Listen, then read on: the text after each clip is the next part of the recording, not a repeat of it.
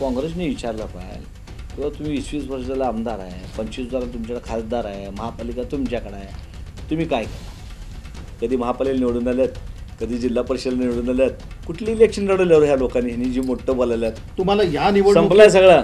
मोदींना बघितलं तर लोक टी व्ही बंद करायला लागले. 8 आमदार ही सगळे मिळून ताकद कालची, आणि काल एकच आमदारची ताकद त्यांच्या 3पट होती.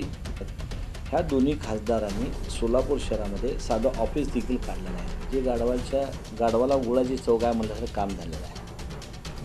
त्या खासदारकी काय असते त्याचं महत्त्वच कळालं नाही. बनसोडे साहेब तेच बोलले, महाराज बी तेच बोलत आहेत, आणि आता राम सातपुते बी तेच बोलत आहेत. स्क्रिप्ट फक्त तेच आहे, उमेदवार बदललेला आहे. ह्यांनी सोलापूर शहराला फक्त दिशाभूल केली आहे. सोलापूर शहरातल्या लोकांकडनं मतं घेतले. ज्या आईने आपल्याला मोठं केलं, तर भारतीय जनता पार्टी तुम्ही नाव घालून द्याल तर नाही, महागावर बोलाल तर नाही. महागावर आम्ही बोललो जय श्रीराम म्हणतात, बेरोजगार बोललो जय बजरंगबली म्हणतात. हे थांबवा आता. लोक तुम्हाला ओळखाल्यात. तो आमदार त्यांनाच म्हणतोय की जे काय केलं आहे ते मी ह्या अकलूजमध्ये मिस केलं आहे. म्हणजे मोहिते पाटील साहेबांनी विकास केला नाही. हातवळ आम्ही केले, टाक्या आम्ही बांधल्या आहेत, उजनी ते सोलापूर पहिली लाईन आम्हीच आणली. तुमच्यात एकीन आहे, तुमच्यात संगत आहे, आणि काही घ्यायचं काँग्रेसवर घालायचं. तुम्ही आजपर्यंत वरडत होता काँग्रेसने काहीच केलं नाही, काहीच केलं नाही. मग तुम्ही 20-20 वर्ष आमदार आहे, 25 वर्ष खासदार आहे, तुम्ही मग का करू शकल नाही? तुम्ही सोलापूर शहरामध्ये विद्यापीठ शिंदे साहेबांनी आणलं. सोलापूर जे काही डेव्हलपमेंट झाली ते काँग्रेसच्या काळात झाली साहेब. मग तुमचे सदस्य आत होते, तुमचे महापौर आत होते, तुमचे लोक त्यामध्ये होते, आणि टक्करही काँग्रेसने मागली. कुठल्या जगात तुम्ही बोलता? भाजपवाले खोटं बोल पण रिटून बोल काम आहे त्यांचं. मग पब्लिक आजकाल काय बोलले, किंवा बाहेरचा उमेदवार आहे, उपरा उमेदवार आहे, लोक स्वीकारही नाहीत, त्यामुळे ते चिडचिड करू लागलेत. आपली तई हक्काची तई. अकलूजला गेले, अकलूजला सांगितले इथल्या कारखान्यात माझी आई वडील ऊस तोडत होते. आज सोलापूरला आले, माझे आई वडील ऊस तोडत आहे. बघा, लोकांना तुम्ही सांगितला Modi guarantee, Modi guarantee. Bharatiya Janata party संपली आहेत. भारतीय जनता पार्टी नावच घेणार कोण. आणि बरं झालं देवेंद्र फडणवीसला ह्या ठिकाणी आणले, आणि हे मराठा समाज त्यांना कधी सोडणार नाही.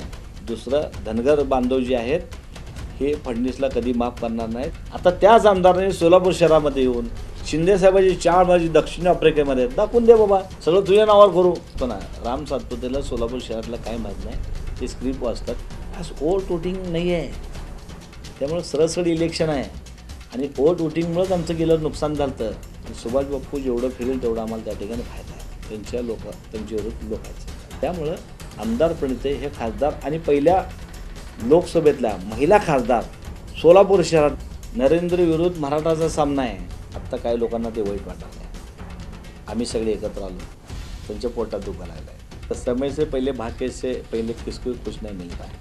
वेळ आल्यानंतर बघा मी काम करत गेलो, आणि वाईट काळामध्ये बरेच लोक काँग्रेसला सोडून गेले. त्या शिंदे साहेबांनी मला जबाबदारी दिली, आणि मी ते जबाबदारी काम करतो. गाडी चोर बघितले, पण भारतीय जनता पार्टीने ह्या ठिकाणी जात चोरावी ही देशातली एक महत्त्वाची घटना सोलापूरात झाली. तिथं जर बनसोडे आमदार होत असतील, खासदार होत असतील, महाराज खासदार असेल, मग मी तर काम करणार आहे, होऊ शकतो.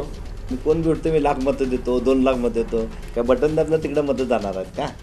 कष्ट करावं लागतं साहेब, लोकांचा विश्वास पाहिला. आत्ता मोदीला सर्वजण वडे केलेले आहेत, त्यामुळे विकासवर त्यांनी बोलत नाहीत. राम मंदिर, आम्ही विकासच बोल, राम मंदिर हे लोकांना दाखवासाठी आहे. राम मंदिर एक इव्हेंट होता त्यांचा. असं असतं का कुठं? तांदूळ इथं वाटलं का तांदूळ तिथं पडणार होतं का?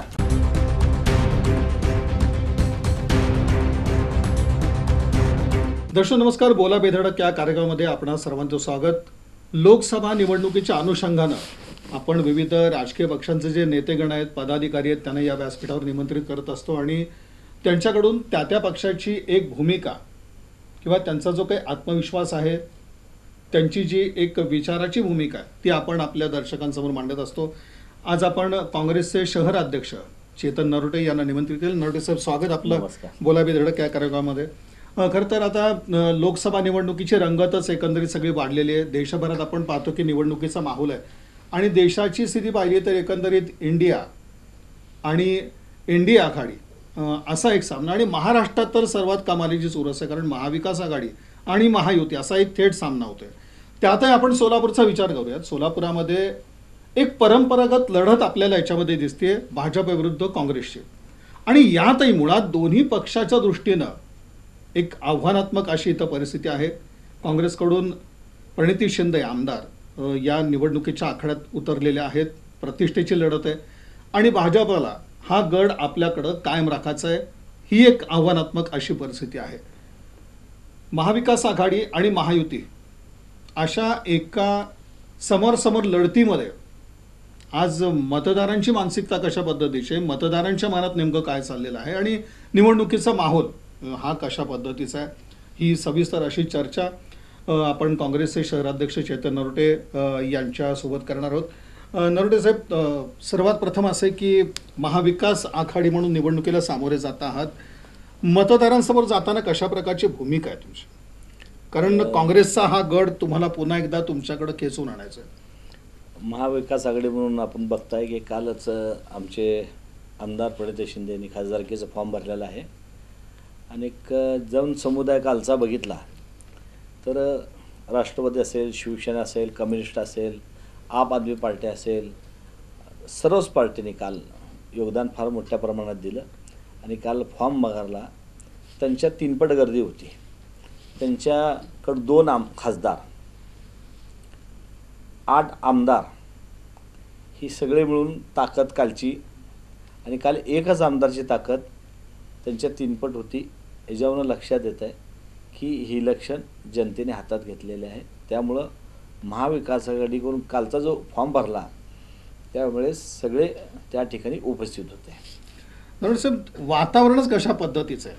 म्हणजे मुळात आपण पाहतो की हे सांगितलं तुम्ही आपला उमेदवारी अर्ज दाखल करतानाची परिस्थिती आहे, पण अगदी तुम्ही ग्रामीण भागात जाताय, शहरी भाग सुद्धा हा सगळा आहे, तर वातावरण कशा पद्धतीत, तो आत्मविश्वास आहे का आज? हे बघा, गेल्या 10 वर्षामध्ये आमचे नेते सुजनवा शिंदे साहेबांचा या ठिकाणी पराभव झाला. निवडून येणाऱ्या खासदाराला जे गाढवाला गुळाची चव काय म्हणल्यासारखं काम झालेलं आहे. त्या खासदारकी काय असते ह्याचं महत्त्वच कळालं नाही. खासदार म्हणजे आपण निवडून आलो, एवढ्या बलाढ्य माणसाला, मोठ्या माणसाला आपण पाडलो, ज्याचं देशात नाव होतं आणि शिंदेसाहेबांचं एवढं मोठं काम होतं, तरी लोकांनी तुम्हाला स्वीकारलं. त्या लोकांसाठी साधं तुम्ही सोलापूर शहरामध्ये ऑफिस काढू शकलं नाही, त्यांच्या सुखादुःखात तुम्ही गेला नाही, त्यांचे गारणे काय ऐकू शकलं नाही, त्यांच्या वेदना काय ते तुम्ही समजू शकलं नाही, त्यांचे काम काय हे तुम्ही समजू शकलं नाहीत. ह्या दोन्ही खासदारांनी सोलापूर शहरामध्ये साधं ऑफिस देखील काढलं नाही. आणि आत्ताचे जे खासदार आहेत त्या खासदारांना, त्या दोन्ही खासदारांनी न काम केल्यामुळं एक रोष जनतेच्या मनात आहे. लोकांनी मतदान मोदी साहेबांना करून, मोदी साहेबाकडे बघून मतदान टाकलं, पण मोदी साहेबांवरच आज लोक नाराज आहेत. नरोटे साहेब, असं जरी असलं तरी आपण बघतो की खासदार डॉक्टर जयसिद्धेश्वर शिवाचार्य महास्वामी यांनी अगदी अलीकडेपर्यंत म्हणजे त्यांच्या एका कार्यकाळामध्ये त्यांनी जी विकासाची कामं केली, तर ते मुद्दे त्यांनी मांडण्याचा प्रयत्न केला होता. तसं पत्रक देखील त्यांनी काढलेलं होतं. मग ही जी टीका होत होती की केलंच नाही काम, काँग्रेसचं म्हणणं नेमकं काय की शरद बनसोडे असतील किंवा जयसिद्धेश्वर शिवाचार्य महास्वामी असतील, काही काम झालंच नाही असं म्हणणं? तेच सांगतो साहेब. बघा, 2 खासदार नाहीत, टोटल 5 खासदार त्यांचे झालेले आहेत.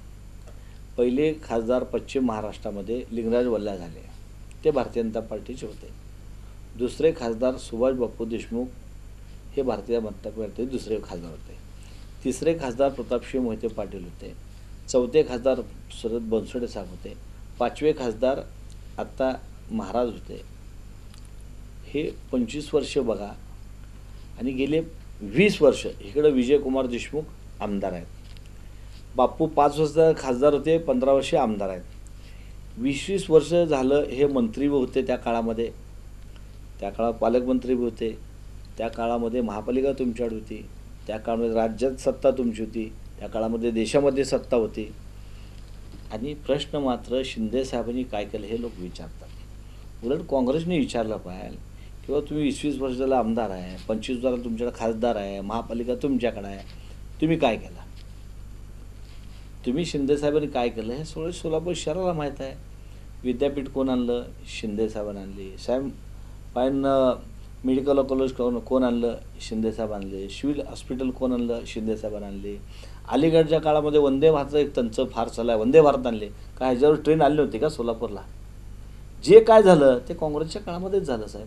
काँग्रेसने काय केलं नाही, काय नाही. शिंदे साहेबांनी काय केलं नाही? अहो शिंदे साहेबांनी हे त्यांचं म्हणणं त्यांच्या- तेच ते मुद्दे आज काँग्रेस मांडतं. सांगतो ना तुम्हाला. अहो तेच एवढी वर्ष सत्ता होती, तेच ते म्हणजे केलेलंच सांगतो. तुम्ही तुमच्याकडे आता 20 वर्ष तुम्ही दोघं आमदार आहे, खासदार तुमच्याकडे, तुम्ही काय केलं ते सांगा ना. बघा 3 वेळेस खासदार तेच आहेत, फक्त स्क्रिप्ट बदललेलं आहे. तिन्ही खासदारच्या तुम्ही स्क्रिप्ट काढा की सोलापूर शहरामध्ये युवकांना हाताला काम नाही, सोलापूरची शहर लोक पुण्याला जातात, सोलापूर शहरामध्ये IT पार्क आहे. बनसोडे साहेब तेच बोलले, महाराज बी तेच बोलत आहेत, आणि आता राम सातपुते बी तेच बोलत आहेत. स्क्रिप्ट फक्त तेच आहे, उमेदवार बदललेला आहे. नाही पण हा रस्त्यांचा विकास झाला कुठला झाला? नाही, आज हे बघा, रस्ते हे जे रस्ते- तुम्हाला दिसतात, ह्या रस्त्यांचा विकास झाला. अगदी असंही म्हणलं जातं की हद्दवाड भागामध्ये म्हणजे काँग्रेस इथं महापालिकेत होती आणि त्यानंतर इथं जे भाजपचे लोकप्रतिनिधी आले त्यानंतर हद्दवाड भागाचा विकास झाला. इथपर्यंत विकासाचे दावे भाजपकडनं केले जातात. जे उमेदवार आहेत त्यांनी तर अगदी काँग्रेसच्या उमेदवारांना एक आव्हान देण्याचा प्रयत्न केला की तुम्ही कुठल्याही चौकात या, मी विकासावर बोलायला तयार आहे. हे बघा साहेब, खोटं बोल पण रिटर्न बोल. 1992ला हद्दवाढ झाली. आज हद्दवाढ होऊन 25-30 वर्ष झाले. तुम्ही म्हणता विकास झाला नाही. शेळगेला तुलना करा असं एक आव्हान दिलं जातं. सांगतो ना. राम सातपुतेला सोलापूर शहरातलं काय माहीत नाही, ते स्क्रिप्ट वाचतात, त्यांना माहिती नाही. हे बघा, तुम्ही हद्दवाढ झाली. आज शेळगेला जावा 2 ते 3 हजार रेट चालू आहे. आज तुम्ही जुळे सोलापूरला जावा 4 ते 5 हजार रेट आहे. अहो हद्दवाढ किती दिवस त्याच्या नावावर तुम्ही मतं मागणार आहे? मग हद्दवाढमध्ये आता तुमचे आमदार आहेत, तुमचे मंत्री आहेत, पालकमंत्री तुमचे आहेत, सत्ता महापालिका तुम्हाला दिली, राज्यात सत्ता, आम्ही विकास केला म्हणून भाव वाढला. त्यांनी नाही, आम्ही केलं ते, आम्ही केलाय. हद्दवाढ आम्ही केली आहे, टाक्या आम्ही बांधल्या आहेत. उजनी ते सोलापूर पहिली लाईन आम्हीच आणली. दुसरी लाईन आम्ही शिंदे साहेबांनी 250 कोटी दिली. दुसऱ्या लाईनमध्ये जर हे वेळेवर झाले असती, गुडेवर नावाच्या अधिकाऱ्यांनी उजनी ते सोलापूर NTPC लाईन करत असताना त्यांनी मागून घेतलं मी करतो, आणि हे भाजपचे लोक त्या सभा त्याग करत होते, सभा होऊ देत नव्हते. त्यावेळेस जर ही लाईन झाली असती 10 वर्षाखाली आम्हाला पाणी मिळालं असतं. आज ती 450 कोटीची लाईन 750-850 कोटीला गेली. हे पाप तुमचं आहे. पहिलं काम आम्हीच केलं, शिंदे साहेबांनी केलं आहे, काँग्रेस पक्षाने केली पहिली पाईपलाईन. दुसरी पाण्याच्या लाईनला शिंदे साहेबांनी 250 कोटी दिले, आणि त्यामुळे हे सोलापूर शहरात पाणी येत आहे. ह्यांनी सोलापूर शहराला फक्त दिशाभूल केली आहे. सोलापूर शहरातल्या लोकांकडनं मतं घेतले, काम केलं नाही. आज देखील आज साहेब महापालिकेत सुद्धा काम बघता. खरं तर हे समांतर जलवाहिनी का रखडले याच्या पाठीमागं याला कारणीभूत कोण शेवटी? हो साहेब, तुम्ही सांगितला काँग्रेस, म्हणजे आजही आपल्याला समांतर जलवाहिनीच्या बाबतीत आपण म्हणतोय. हे बघा, तुम्ही सांगितलं की काँग्रेसने काय दिलं नाही, मग तुम्हाला सत्ता दिली, तुम्ही का केलं नाहीत? तुम्ही आजपर्यंत वरडत होता काँग्रेसने काहीच केलं नाही. मग तुम्ही 21 वर्ष आमदार आहे, 25 वर्ष खासदार आहे, तुम्ही मग का करू शकल नाही? तुम्ही महापालिकेचा कारभार तुम्ही सगळा बघितला ना. नाही, हा समांतर जलवाहिनीसाठी मग याला कोण कारणीभूत आहे की हे सगळं रखडलं गेलं? हा विषय कारणीभूत म्हणताना साहेबांनी पैसे दिले ना. पहिल्यांदा बी आम्हीच आणली. शिंदे साहेबांनी त्या काळात भारतीय जनता पार्टी लोक असं कुठं होतं एवढ्या लांबनं तुम्ही आणाला, कर्ज काढावला, ते देखील कर्ज शिंदे साहेबांनी CM झाल्यानं तुमचं माफ करून टाकलं. आणखी काय करायला पाहिजे शिंदे साहेबांनी? पहिली पाईपलाईन बी आणली, त्याचे व्याज, त्याचं दंड सगळं झालेलं शिंदे साहेब CM झालेलं पूर्ण नील करून टाकले. दुसऱ्या लाईनला बी 250 कोटी दिले. सोलापूर शहर विद्यापीठ शिंदे साहेबांनी आणलं. सोलापूर जे काही डेव्हलपमेंट झाली ते काँग्रेसच्या काळात झाली साहेब. यांनी फक्त म्हणजे भाजप आज जे विकासाचा दावा करतो तो पूर्णपणे खोटा आहे. बघा, मी तेच सांगालो, भारतीय जनता पार्टीने सांगावं आम्ही हे काम केलं. आता ते सांगतात स्मार्ट सिटी काम केलं. स्मार्ट सिटी काम करत असताना काल साधा पाऊस झाला, गुडघे एवढं पाणी आहे. स्मार्ट सिटी होत असताना हे गुजरातचे 2 ह्या ठिकाणी कॉन्ट्रॅक्टर आले, विजय इम्प्रा व लक्ष्मी इम्प्रा, ह्या लोकांनी मध्ये आणला, आणि भारतीय जनता पार्टी सर्व नगरसेवक, सर्व कार्यकर्ते कॉन्ट्रॅक्टर झाले. मी म्हणत नाही तुम्ही रेकॉर्ड करा, आणि महापौराला ते घेराव घालत होते की आमचं बिल द्या. योजना देखील फेल गेली साहेब. बघा, मी 40 कामं सांगतो. 40 कामामधले कुठलं काम आता चालू आहे ते सांगा. आपल्या सोलापूर शहरामध्ये त्यांनी सिद्धेश्वर मंदिरात कारंजा, तुम्ही जाऊन बघा कारंजा चालू आहे का. बरीच कामं अहो साहेब, बोगस आहे सर्व हे भ्रष्टाचार आहेत. भाजपानेच भ्रष्टाचार केला. कोण आहे ते लक्ष्मीपरा विजयपरा? गुजरातचे माणसं आहेत. गुजरातच्या माणसाने घेतलं. आता तुम्ही म्हणता काल काय त्या नरेंद्र काळे साहेबांनी सांगितलं काँग्रेसची टक्केवारी मागितली. जी कंपनी होती त्या कंपनीमध्ये काँग्रेसचा एक तर सदस्य आहे का सांगा ना. स्मार्ट सिटी जी कंपनी होती त्यामध्ये काँग्रेसचं एक तर सदस्य का आम्हाला दाखवा तुम्ही. आणि तुम्ही टक्केवारीची भाषणे करता. 5 कंपनी जे अधिकारी आहेत ज्या लोकांना सदस्य म्हणून घेतल्यात तरीच त्यांना बोलू शकतात त्या कॉन्ट्रॅक्टरला. मग तुमचे सदस्य आत होते, तुमचे महापौर आत होते, तुमचे लोक त्यामध्ये होते आणि टक्केवारी काँग्रेसने मागली. कुठल्या जगात तुम्ही बोलता आणि किती खोटं बोलायचं सोलापूर शहरातल्या लोकांना. नाही, स्मार्ट सिटीच्या माध्यमातून शहराचा विकास घडलाच नाही. अहो साहेब, तुमच्या अनेक पत्रकारांनी, अनेक युट्यूबनी, अनेक पत्रकारांनी त्या स्मार्ट सिटीवर रकानेचे रकान लिहिले. एवढंच नाही तर त्यांचे आमदार विजयकुमार देशमुखनी मागणी केली की स्मार्ट सिटीचं काम हे क्वालिटीज नाही आहे, स्मार्ट सिटीमध्ये भ्रष्टाचार झाला आहे. तुमचे भारतीय जनता पार्टीचे आमदार अशी मागणी करतायत. अशानं तुम्ही ओळखून घ्या. साहेब, एक आता म्हणजे आपण सुरुवातीपासून पाहतोय जशी एक राम सातपुते यांची उमेदवारी जाहीर झाली, सातत्याने तुमच्याकडनं एक टीका होती की उपरा उमेदवार. ही टीका कितपत योग्य? बघा साहेब, लोकशाही आहे, प्रत्येक जण निवडणूक लढवू शकतो. बरेचसे उमेदवार आपण पाहतो की आज मूळ गाव जरी कुठलं वेगळं असलं तरी त्यांचा एक मतदारसंघ वेगळा असतो. भारतीय जनता पार्टी, मी काँग्रेसकडे प्रचारासाठी मुद्दे जे आहेत सांगतो ना, भारतीय जनता पार्टीची त्यांच्या कोर कमिटीची मीटिंग होती. त्याच्यामध्ये त्यांनी स्पष्ट सांगितलं होतं की ज्याच्याकडे बोगस सर्टिफिकेट आहे त्यांना तिकीट देऊ नका.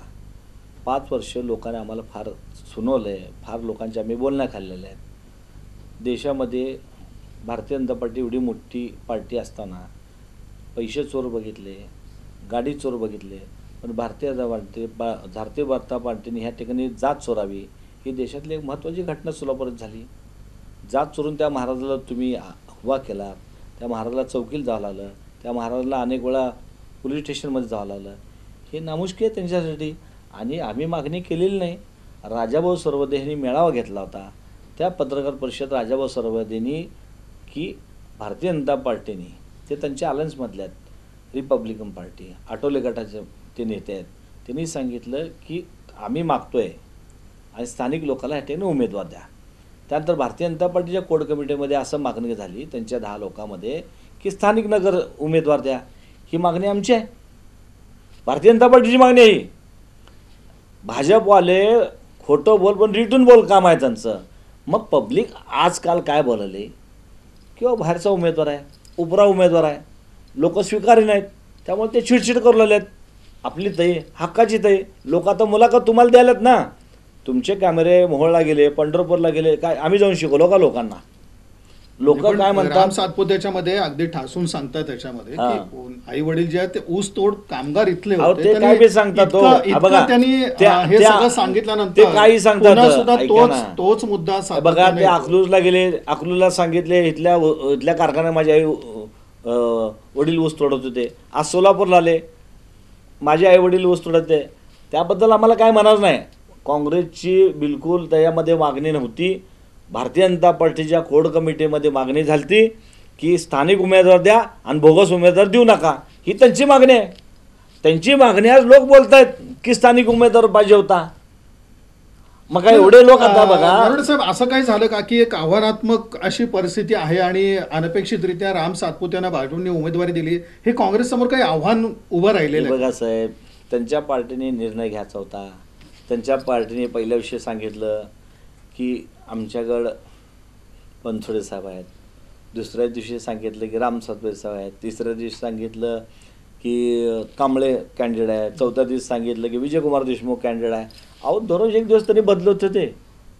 ते भारतीय जनता पार्टीचं काम आहे, काँग्रेसचं काम नाही आहे. तुम्हीच लोकांना तमाशा दाखवला, तुम्हीच लोकांना सांगितलं आमच्याकडे उमेदवार नाही. अनेक पत्रकार भारतीय जनता पार्टी उमेदवार मिळेना, 2-2, 4-4 महिने तुम्हाला उमेदवार मिळेना, एवढी मोठी तुमची पार्टी. मग हे लोकांमध्ये झाल्यामुळं आज लोक बोलून आलेत की इथला उमेदवार नव्हता का, स्थानिक उमेदवार. बघा, भारतीय जनता पार्टीच्या कोर कमिटी आणखी एक मागणी झाली ती, तिथं असं म्हणणार नाही ह्याच्यात पैशाचा विषय, तो खर्च करणार कोण. भारतीय जनता पार्टीच्या स्थानिक लोकांनी सांगितलं की लिंगराज वल्लाळकर का पैसे होते का, ते निवडून आले नाहीत का, असा देखील त्यांच्या कोर कमिटीमध्ये चर्चा झाली. मग मागणी त्यांचीच होती ना की शहरातला द्या, जिल्ह्यातला द्या, आपलाच पाहिजे, उपऱ्या नको. मग तुमच्यामध्ये एकी नाही. विजयकुमार देशमुख साहेबाला बोललं, ह्याने बनसोडे दिलं. बापोड गेलं, बापून तिसऱ्या नाव दिलं. अवतडे साहेबाला आमदारकडे गेलं, त्यांनी चौथ्यात नाव दिलं. कल्याण शेट्टींनी नाव ह्यांचं घेतलं. तुम्हाला अनेक वेळा मुंबईला बोलून घेतलं आणि एक मत करा, नाहीतर मी उमेदवार देईन. शेवटी फडणवीस साहेबांनी उमेदवार दिला. पण नरोडे साहेब, तुमच्यात एकीन आहे, तुमच्यात संगत आहे आणि काही घ्यायचं आणि काँग्रेसवर घालायचं.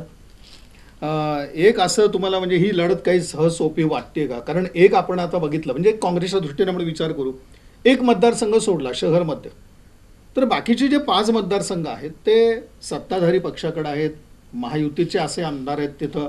तर अशा एका परिस्थितीमध्ये ही एक आव्हानात्मक स्थिती नाहीये का तुमच्या? साहेब, लोकांनी हे इलेक्शन हातामध्ये घेतलेलं आहे. आज लोक कुठल्याही नेत्यांचं ऐकायला तयार नाहीत. लोक म्हणाले की तुमच्या आमदारकीवर आम्ही बघूयात. लोकांमध्ये महागाई, लोकांमध्ये तुम्ही जे दिलेले प्रश्न, तुम्ही दिलेले जे लोकांना आश्वासन, ते आश्वासन गेले कुठं? बस होई, महागाई किती, महागाई किती वाढली. आज राखेल काय मिळत नाही, रेशन दुकानाला लाईन लागली आहे, धान्य मिळत नाही. आज गोडे तेल किती झालं आहे. आज गॅसचे सिलेंडरचे भाव 300चे होते 1200वर गेले.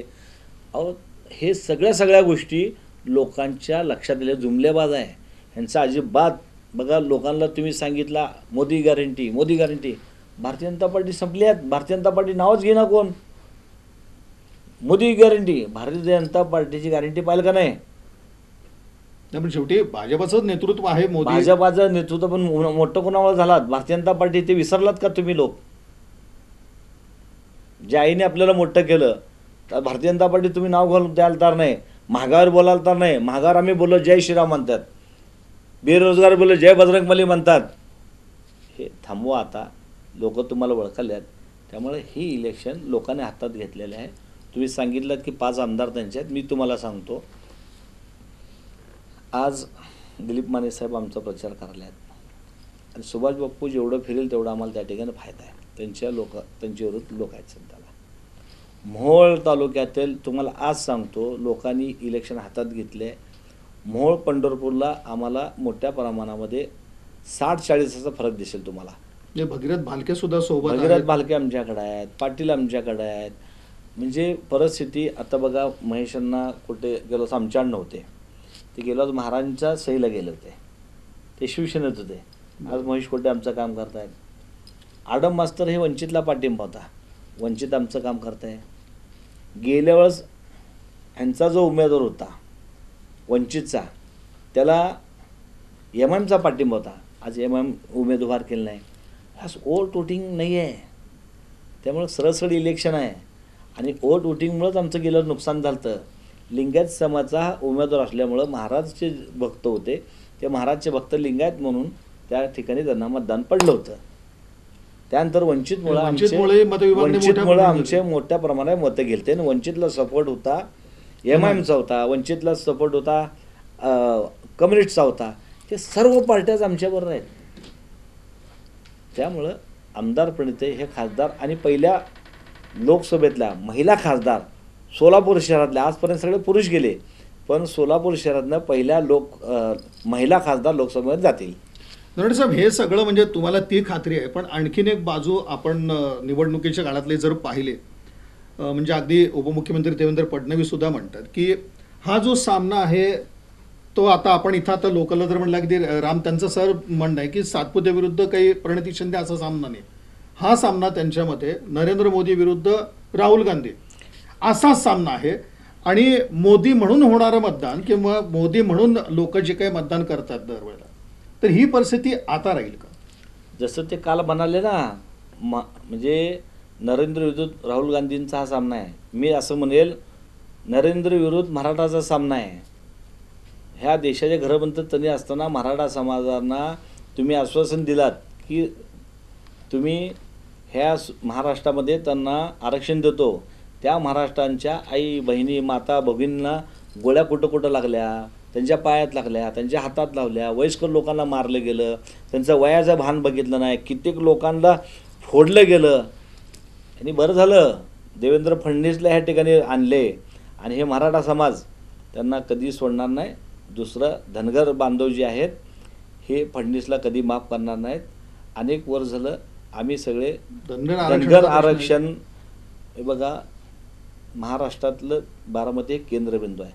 त्यावेळेस धनगर बांधव 50 ते 60 हजार आमचे लोक बारामतीला उपोषणाला बसले आणि त्यामध्ये लोकांचा रोष होता की पवारसाहेबांनी हे आपलं वाटोळ केलं आहे आणि पवारसाहेबाच्या फॅमिलीला कुणाला बोलवाच नाही. त्यामुळे देवेंद्र फडणवीसला त्या ठिकाणी बोलवलं गेलं. देवेंद्र फडणवीसने आम्हाला सांगितलं की मला सत्ता द्या, पहिली सही तुमची करतो. 10 वर्ष झाली तुमची सत्ता आहे, तुम्ही आम्हाला देत नाही. याचाही परिणाम होणार. जसं तुम्ही मोदी राहुल गांधी सांगितलं ना, तसं इथं मोदी नाही तई इथं मोदी नावाचा करिश्मा तुम्हाला या निवडणुकीत संपलाय सगळं. मोदींना बघितलं तर लोक टीव्ही बंद करायला आहेत.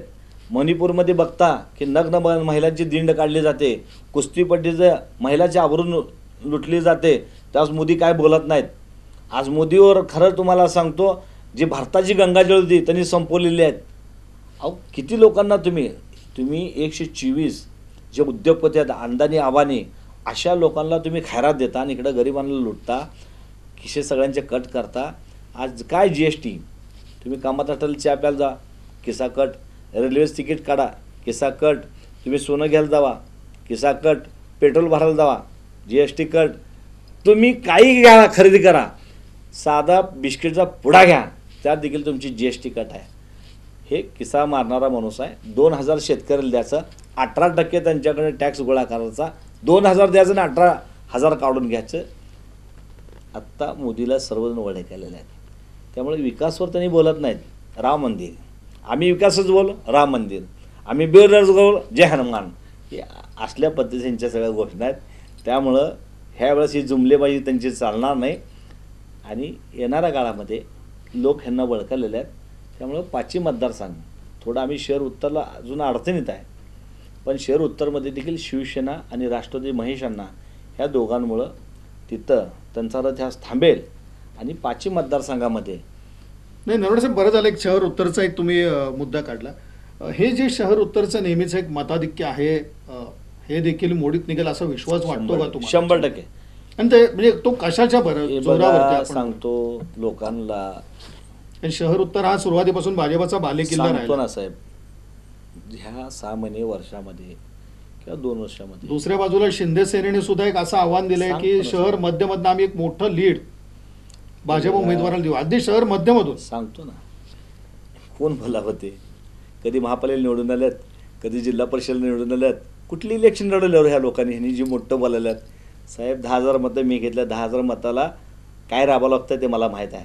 आणि कोण बी उठतं मी 1,00,000 मतं देतो, 2,00,000 मतं देतो, काय बटन दाबलं तिकडं मतं जाणार आहेत का? कष्ट करावं लागतं साहेब, लोकांचा विश्वास पाहिजे. आज काय शिंदे साहेब पडून देखील लोकांचं काम करतात. तुम्हाला निवडून देखील तुम्ही लोकांमध्ये नाही आहे, जनतेमध्ये नाही आहे, तुमचे दोन्ही खासदार दिसले नाहीत लोक, त्यामुळे त्यांना कंटाळा. शहर उत्तरचं कॅल्क्युलेशन, शहर उत्तरचं सांगालो तुम्हाला, शहर उत्तरला ह्या असताना लीड मिळणार नाही.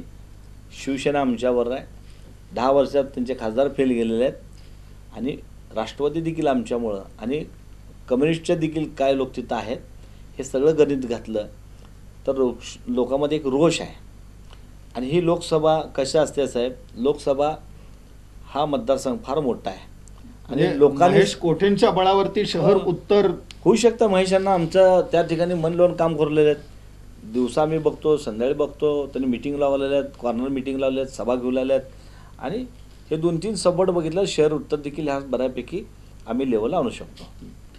साहेब आणखीन एक म्हणजे महाविकास आघाडी दृष्टीने एक जी चांगली गोष्ट आपण घडली असं म्हणा, एक बेरजेचं राजकारण असं आहे की माढा सोलापूर असं एक गणित पुन्हा एकदा म्हणजे एक दिसून येतं आपल्याला की मोहिते पाटील घराणं त्यातही आपण असं म्हणूयात की त्यांच्याशी शिंदेसाहेबांशी झालेला एकंदरीत सगळा संवाद आणि यापूर्वी माढा आणि सोलापूर लोकसभा मतदारसंघ असं एकत्रित काही चित्र यापूर्वी दिसलं होतं शिंदेसाहेब निवडणूक लढवत असताना.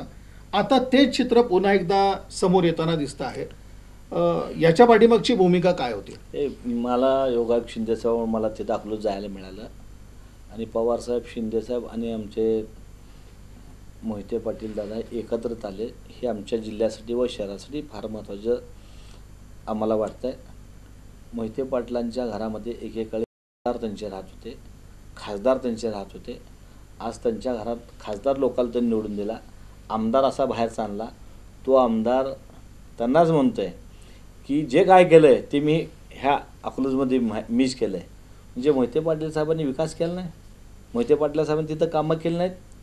40 वर्ष झालं ते तिथं काम करतात आणि हे नवीन असून सांगतात की मीच ह्या अकलूजचा विकास केला आहे. हे किती पत खरं वाटतं तुम्हाला? जे तुम्ही अकलूजची तुलना बघा, बारामती असेल, अकलूज असेल. त्यांनी त्यांच्या आमदारकीच्या कार्यकाळात केलेली कामं असा एक मुद्दा आता मांडला. ह्या आमदारांनी सांगितलं की ह्यांनी काहीच केलं नाहीत, मीच विकास केलाय. हे खरं आहे का? आता त्याच आमदारांनी सोलापूर शहरामध्ये येऊन शिंदेसाहेबांची 4 माझी दक्षिण आफ्रिकेमध्ये दाखवून दे बाबा, सगळं तुझ्या नावावर करू. जे खोटं बोलण्याची, फेकून बोलण्याची, भारतीय जनता पार्टी मोदीपासनं, त्यानंतर अमित शहापासनं, त्यानंतर देवेंद्र फडणवीस आणि पिलावळ बी 30 शिकले. ते फेकून बोलायचं. जे चहाचे मळे आहेत दाखव बाबा, कागदपत्र दाखव. नाही, आणखीन एक नोट साहेब, महाविकास आघाडीत आपण बघितलं की प्रणिती शिंदे यांनी उमेदवारी अर्ज दाखल करताना महाविकास आघाडीतले जे घटक पक्ष आहेत त्यांचे एक नेते पदाधिकारी आपले इथून आले.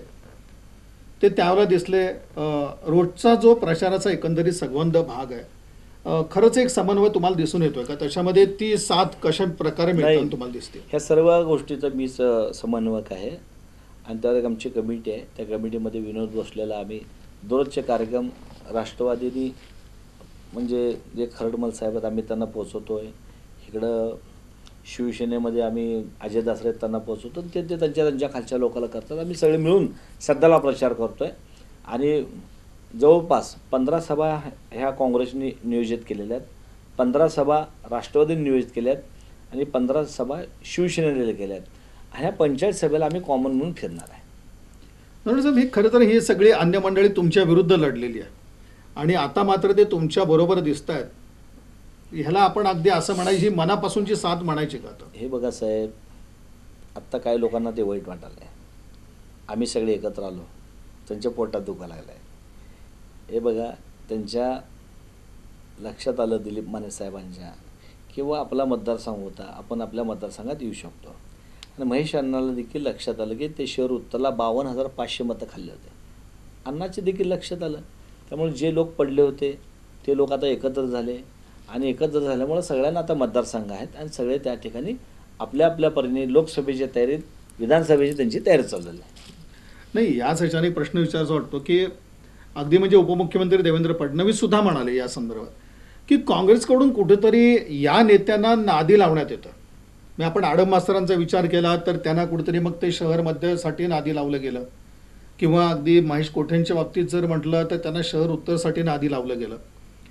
आपण अगदी असंही म्हणू शकतो की काँग्रेसचे जे शहर अध्यक्ष आहेत त्यांना सुद्धा आता आपण असं म्हणू की ते जर उद्या काही शहर मध्यची तयारी करत असतील तर त्यांना सुद्धा कुठेतरी हे नादी लावलं गेलं. आता तुमच्या बाबतीत जर बोलायचं तर काँग्रेसने तुमच्यावर अन्याय केला असंही आपण म्हणू शकतो की महापौर पदासारखी एक संधी तुम्हाला चालून यायला पाहिजे होती, पण ती सुद्धा तुम्हाला ती मिळालेली नव्हती आणि आता मात्र अगदी नरोड्याने पण नादी लावला असं म्हणता येईल आपल्याला. नाही, कसं समय से पहिले भाग्य से पहिले किसको कुछ नाही मिळत आहे. वेळ आल्यानंतर बघा, मी काम करत गेलो आणि वाईट काळामध्ये बरेच लोक काँग्रेसला सोडून गेले. त्या शिंदेसाहेबांनी मला जबाबदारी दिली आणि मी ते जबाबदारी काम करतो आहे. पुढील नशिबाचा भाग आहे. इथं जर बनसोडे आमदार होत असतील, खासदार होत असतील, महाराज खासदार असतील, मग मी तर काम करणार आहे, होऊ शकतो. जर शिंदेसाहेब ताईंनी मला संधी दिली तर कुठं ना केलं तर मी होऊ शकतो. नशिबात पाहिजे आपल्या. नक्कीच म्हणजे पक्ष लक्ष देईल त्या संदर्भात. 100% बघा, सगळे गेले होते. तुम्हाला सगळ्याला शहरातल्या लोकांना माहिती आहे, अडचणीच्या काळामध्ये आपण थांबलो. नक्की तुम्ही एकमेव असाल की जे काँग्रेस बरोबर उभारले त्यावेळेला. त्यामुळेच मला खात्री आहे की कुठं आपल्याला न्याय मिळेल. नाही, महापौर पदासारखं नाही होणार. नाही, महापौरांचं काय, महिला आरक्षण होत खरं गेलं. तर तुमच्यासारख्या एका नेतृत्वाला महापौर पद हे यापूर्वी केव्हाही मिळालं पाहिजे होतं ते. पण महिलांचं आरक्षण मिळालं, मग आपण मागं पडलो ना. महिलांचं आरक्षण होत गेलं त्यामुळे आपण मागं पडलो. नाही, आडम यांच्या बाबतीत काय आणि कोठेंच्या बाबतीत काय, मी नादाला लावणं किंवा त्यांना एक असं साहेब बघा, गेलोच महेश कोटे तंजावर होते, जे सिद्धेश्वरचा फॉर्म भरताना त्यांचे अनुमोदक सही होते, आणि तेच महेश अण्णाला आता त्याचं काम व्हायला आहे. वक्त वक्तही बाजरा येते, ज्या वेळेस जे होतंय ते निर्णय त्यावेळेस बघता येईल. साहेब, भाजपने नारा दिलाय अब की बार 400 पार. हा एक मोठा आत्मविश्वास त्यांच्यामध्ये दिसून येतो. अगदी आपण असं म्हणू की पंतप्रधान ज्या मुलाखती देत आहेत ते आपण बघू, तिसरी टर्म जी आहे तर त्या टर्ममध्ये आम्ही काय करणार असं नरेंद्र मोदी यांनी माध्यमांना सगळं सांगितलं, खास करून ANIचं आपण. तर अब की बार 400 पार असं जे चित्र आहे, तर अशा एका वातावरणामध्ये आपल्याला सोलापूरची लढत कशी वाटते? सोलापूरची तर शीट साहेब निघालेलीच आहे. सर्व अँगलने बघितलं तर तैला काही अडचण येत नाही असं मला एकंदरीत वाटतं आहे. कारण का मी गेले अनेक इलेक्शन लढवलेले आहेत, बघितलेले आहेत. मायनस तईकडं काय नाही, सगळं प्लस आहे. जे आमच्यात जे लोक मिळाले आहेत ते प्लस आहे. त्यानंतर बघितलं तर वोट डिवाइड हाच नाही आहे. वंचितचा उमेदवार असं म्हणावं गेलं त्यांच्यावर वंचितवर आडम मास्तर होते, MIM होते, सगळ्या बघितलं वोट डिवाइड नाही. त्यामुळं ते ह्या ठिकाणी निघतील. आमचं शीट 1-1.5 लाखाने ह्या ठिकाणी विजय होईल. काँग्रेस पक्ष या ठिकाणी चांगल्या पद्धतीने यश मिळेल काँग्रेस पक्षाला आणि आम्ही विजय होईल. आता तुम्ही 400 पार सांगता, मी म्हणतो 200 येत नाहीत. हे बघा, गेल्याच कर्नाटकमध्ये त्यांचे 24 खासदार होते. आज कर्नाटकमध्ये काय परिस्थिती आहे? नरडचं मोठमोठी राज्य आहे, तिथे भाजपची सत्ता आहे. नाही ना, 4च राज्य आहेत साहेब, 4च राज्य आहेत. नाही, उत्तर प्रदेश आहे, सांगतो ना राजस्थान आहे, साहेब. मध्य प्रदेश आहे, महाराष्ट्र बघा ना, आहे. ह्यावेळेस बघा, लालू प्रसादचा मुलगा परवा त्याच्या सभेला 10 लाख लोक होते. महाराष्ट्रात गेलं त्यांचे 42 होते. म्हणजे देशातलं आता- वातावरण विरोधात आहे पूर्णपणे. गेल्या वेळेस महाराष्ट्रात किती होते साहेब? त्यांचे 42 होते. आता काय सर्वे दाखवतोय? निम्म्याला निम्म्या दाखवायला. इथं आम्ही 25 मारतोय त्यांना, कर्नाटकमध्ये 24 मारतोय, आपल्या तेलंगणामध्ये 9 आपण दाखवलंय. म्हणजे 50 तर हीच आमची इथं झाली ना. वर बघा तुम्ही, आज पंजाब त्यांच्या विरुद्ध 200च्या पुढे जाणारच नाही. अहो साहेब, गुजरातमध्ये आम आदमी पार्टी 17% मतं खाल्ली आहे. आणि आता आम्ही इंडियन आघाडी म्हणून लढतोय. वरचे 3-4 राज्य बघा तुम्ही, वेस्ट बंगाल पण बघा काय परिस्थिती आहे. दररोज यूट्यूबवर संध्याकाळी सर्वे आलेले आहेत. त्या सर्वेमध्ये हे 200 देखील दाखवत नाहीत. म्हणजे असं जरी असलं तरी एक राम मंदिरासारखा महत्वाचा मुद्दा आहे, CA सारखे मुद्दे राम आहेत. मंदिरचा इव्हेंट होता त्यांचा. 370व कलम आहे. 370 इतके मतदारांना प्रभावित करणारे इतके 370 मुद्दे ने आहेत. कोणालाही फरक पडला ना साहेब. 370 हे बोगस आहे. काय फरक पडला तिथल्या जनतेत? काय झालं 370 मुळे? हे लोकांना दाखवासाठी आहे. राम मंदिर एक इव्हेंट होता त्यांचा. असं असतं का कुठं? तांदूळ इथं वाटलं का तांदूळ तिथं पडणार होतं का? किती लोकांना तुम्ही येड्यात काढणार आहात? घराघरात तांदूळ वाटलं, घराघरात प्रसाद वाटला. रामाला आम्ही बांधतो साहेब, आमच्या बी रक्तात राम आहे. आम्ही भांडवल केलं नाही कधी. आम्ही यांना विकासावर बोलतो, मागावर बोलतो, जय श्रीराम म्हणतात ते लोक. लोकांचे खळगे पोटाचे भरले पाहिजे साहेब. तुम्हाला लोकांनी कशाला दिलं निवडून? तुम्ही सांगितलं 2 कोटी लोकांना सर्व्हिस देतो, 15 लाख तुमच्या खात्यावर जमा करतो. किती आश्वासन दिले साहेब. त्यामुळे कर्नाटक जय बजरंग बली म्हणले. आलं का तिथं राज्य तुमचं? राम मंदिर राम जन्माच्या वेळेस करायला पाहिजे. का घाई होती तुम्हाला एवढी? लोकांनाही कळतंय राम जन्म आत्ता आहे. घाई तुम्ही इलेक्शन आचारसंहिता लागतो राम मंदिरचं उद्घाटन करता आणि लोकांना सांगता मस्जिद पाडली त्या ठिकाणी राम मंदिर झालं. खोटं आहे. 3 किलोमीटर लांब आहे. लोकांना युगानं भडकाचं काम करतात हे लोक साहेब, असं नाही आहे. आणि राम मंदिर राहुलजी गांधी, राजूजी गांधी ह्यांनी खऱ्या अर्थानं रामलल्लाला पहिल्यांदा ते सील उघडलं आहे. आमच्या काळात हे यांचा राम नथुराम आहे, आमचा राम ओरिजिनल राम आहे. नरोटे साहेब, सोलापूरच्या बाबतीत खरंच इथं परिवर्तन होईल आणि हा जो गड आहे जो भाजपाकडे होता तो पुन्हा एकदा काँग्रेसकडे आणि पर्यायाने आपण असं म्हणू महाविकास आघाडीकडं येईल, असा कशा पद्धतीचा एक विश्वास आहे आता शेवटी? साहेब, आमदार प्रणिती शिंदे हे जनतेत आहेत. मग एक शहर अध्यक्ष हा जो विश्वास आहे तो खरा कितपत आहे? आपण हे बघा साहेब, मी तेच सांगतो की आमदार प्रणिती शिंदे हे काम करतात. प्रचंड लोकांचा त्यांच्यावर विश्वास आहे आणि त्यांना साथ आहे. आणि सोलापूरची आपली मुलगी, सोलापूरची लेक, त्यामुळे प्रचंड लोकांनी कालचा जनसमुदाय बघितलं तर त्यांच्या 4 पट आमची गर्दी होती. आणि आम्ही बाहेरचे आणले नव्हते. हे सोलापूर शहरातला आमचे ब्रँड आहे. काँग्रेस शिंदेसाहेब ब्रँड आहे. त्यामुळे कालच्या गर्दीवरनं लक्षात येतं आहे की इलेक्शन हे आपल्या बाजूने आहे. काँग्रेस आणि शिंदेसाहेब हे सोलापूरचं ब्रँड आहे आणि सोलापूरची लेक या मुद्द्यावरती सोलापूरकर हे अगदी खात्रीनं आणि एक आपलेपणानं प्रणिती शिंदे यांच्या पाठीशी उभे राहतील. भाजपनं आत्तापर्यंत फक्त लोकांना नादी लावण्याचं काम केलं. जी भडकाऊ परिस्थिती होती देशातली तर त्याला एक हवा देण्याचं काम या भाजपाने केलं आणि लोकांना आजवर ही सगळी भावनिक पद्धतीवर चालणारी निवडणूक लोकांना लक्षात आली, मुद्दे लक्षात आले, हे भावनिक मुद्दे, आणि लोक आता वास्तवतेला धरून मतदान करतील आणि मोदी नावाचा करिश्मा हा आता या निवडणुकीत दिसणार नाही.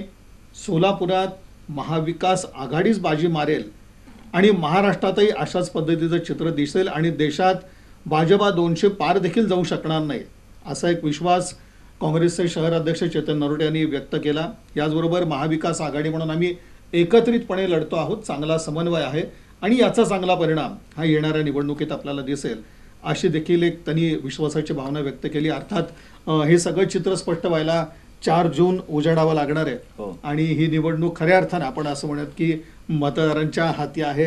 नरोटे साहेब, काही सांगायचं आणखीन या बाबतीत?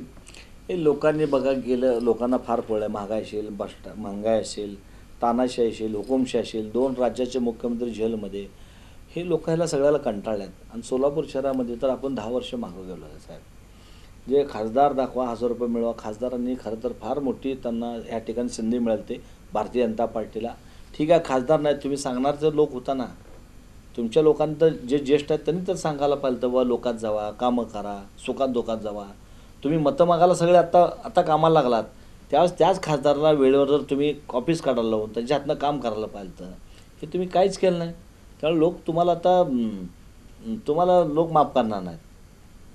त्यामुळे येणारी इलेक्शन हे आपल्या हक्काची ते परिणित आहे, हे विजय होते. चेतन नरोटे हे लोकांमधून समोर आलेलं नेतृत्व आहे आणि एकंदरीत त्यांनी आज इथं महाविकास आघाडीची भूमिका सविस्तरपणे मांडली आणि रोखठोक असे एक प्रश्नांना उत्तर त्यांनी दिली, सविस्तर असा वेळ देखील दिला. याबद्दल बिहार न्यूजच्या वतीने मी त्यांचं मनपूर्वक आभार मानतो. नरोटे साहेब, धन्यवाद.